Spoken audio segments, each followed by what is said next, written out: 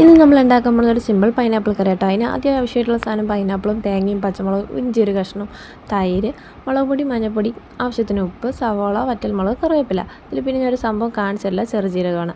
Pineapple ഒന്ന് crush ചെയ്ത് പാനിലേക്ക് ഒഴിച്ചതിന് ശേഷം നല്ലോണം ഒന്ന് ഇളക്കി കൊടുത്തിട്ട് അത് വേവാനുള്ള അര ഗ്ലാസ് വെള്ളം ഒഴിച്ചിട്ട് നല്ലോണം മിക്സ് ചെയ്യുക. അതിൽ കുറച്ച് മുളക് പൊടി, ഒരു 1/4 ടീസ്പൂൺ മഞ്ഞൾപ്പൊടി ഇടുക. മഞ്ഞൾപ്പൊടി ഇടാൻ നമ്മൾ കളറിന് വേണ്ടിയിട്ട് കേട്ടോ.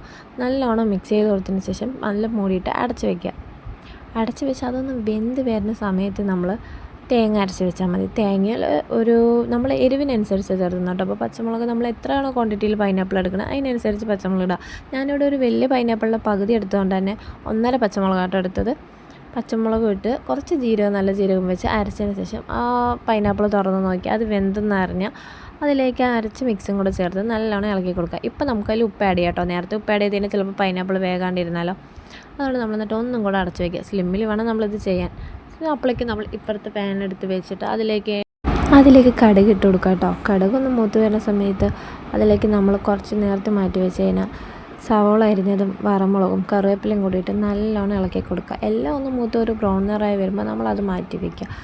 അതിനുശേഷം നമ്മളവിടെ തേങ്ങ അരച്ചൊഴിച്ച് വെച്ചത് അടച്ച് വെച്ചത് തുറന്ന് നോക്കുമ്പോൾ ഏകദേശം തേങ്ങ വേകാൻ ഒരു 2-3 മിനിറ്റൊക്കെ മതി. നമ്മൾ സ്ലിമ്മിലാണല്ലോ വെച്ചിരിക്കുന്നത്. അതിലേക്ക് നമ്മൾ മാറ്റി വെച്ച ഒരു കപ്പ് തൈര് ഒഴിച്ച് കൊടുക്കുക. തൈര് ഒഴിച്ച് കൊടുത്തതിന് നമ്മൾ ഫ്ലെയിം അവിടെ ഓഫ് ചെയ്യും. കാരണം തൈര് തിളച്ച് കഴിഞ്ഞാൽ പിന്നെ പിരുത്തും. ഒന്നാമത് അത് മൺപാത്രം ആയതുകൊണ്ട് പെട്ടെന്ന് തിളയ്ക്കാനുള്ള സാധ്യത കൂടുതലാണ്.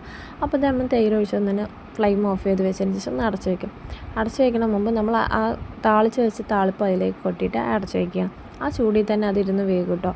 വേകാനൊന്നുമല്ല, നമ്മളതൊന്ന് സെറ്റാവേണ്ട ടൈം. പക്ഷേ ടേസ്റ്റ് വൈസ് സൂപ്പർ ഡിഷാണ്. നിങ്ങൾ ട്രൈ ചെയ്ത് നോക്കണം. നമ്മൾ ഈ സദ്യൻ്റെ കൂടെയൊക്കെ കഴിക്കുമ്പോൾ അത് പ്രത്യേക ടേസ്റ്റാണ്. ഇതിന് മുമ്പ് ഞാൻ ഒരിക്കൽ ട്രൈ ചെയ്തത് വീണ്ടും റെസിപ്പി ഇഷ്ടപ്പെട്ടതുകൊണ്ടാണ് കേട്ടോ ഞാൻ വീണ്ടും ഇത് ചെയ്യുന്നത്. അതുകൊണ്ടാണ് ഇന്ന് ലോങ് വീഡിയോ ആയിട്ട് വന്നത്. നിങ്ങൾക്ക് ഈ റെസിപ്പി ടേസ്റ്റ് ചെയ്ത് നോക്കുക, ട്രൈ ചെയ്ത് നോക്കുക, എന്നിട്ട് ടേസ്റ്റ് ചെയ്ത് നോക്കുക. ഇഷ്ടപ്പെട്ട അഭിപ്രായങ്ങൾ രേഖപ്പെടുത്തുക. ഈ പേജ് സപ്പോർട്ട് ചെയ്യാൻ മറക്കണ്ട.